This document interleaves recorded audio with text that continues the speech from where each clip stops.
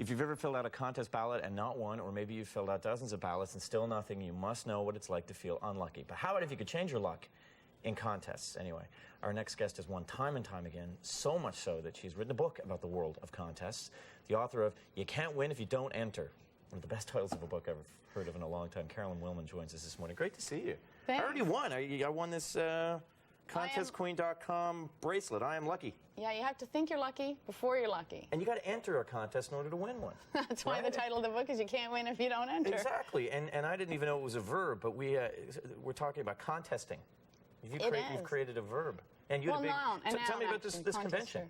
Well, in the U.S., they've had 18 of these conventions, and they have hundreds and hundreds of clubs across the U.S. And we didn't have anything like that in Canada. So a year ago, I started Canada's first contest club. It's been wonderful. People have picked up the gauntlet. There's 8 clubs right across Canada. We have one in Vancouver. There's a Calgary, Edmonton. There's 3 in the GTA. And people get together once a month and talk about the hobby. Well, there's only about 10 to 20 people in a club at the most.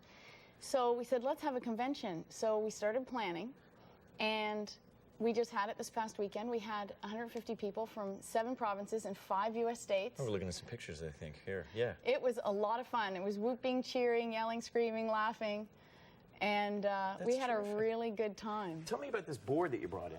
Well, one of the movies that's really popular right now is The Secret, and they have a story about a vision board, and the idea is what you visualize, you attract. Yeah. So we decided to do, what do you want to win?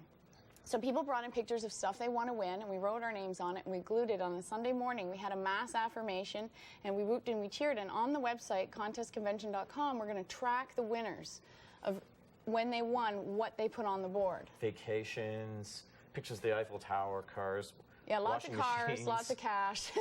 How many contests have you won? This year, I've actually had a stellar year. I had 83 wins in July, so I think I'm almost up to 200 this year. Wow. And what's the biggest item that you've won? This year? Yeah.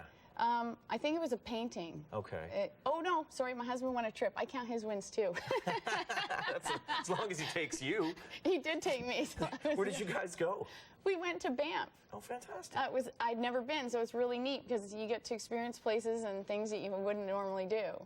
Tell me, I'm interested about, a lot of people get scammed. A lot of people, fall prey to these offers of send in money and you'll make money. Right. That's actually one of the topics we had. We had speakers all throughout the weekend, and one of the speeches was how to discern a scam versus a true contest. Yeah. And there's various different things like verifiable information. I mean, your television station runs great promotions. So when somebody phones from your promotion department, they say, hi, this is so-and-so from this station, you entered this contest, here's my phone number. It's very verifiable. Yeah.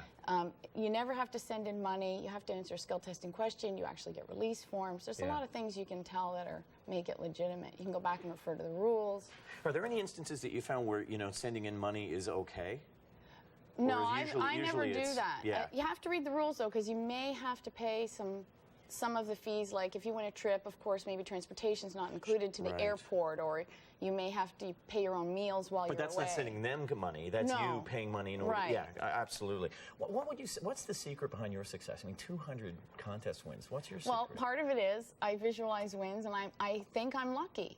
And I think I'm a winner, and I really believe that is part of it. I have a lot of people say to me, well, I'll never win. And I think, well, no, you won't, because you think you won't. That's right. And usually that attitude means you don't enter. And right, because then it leads to action.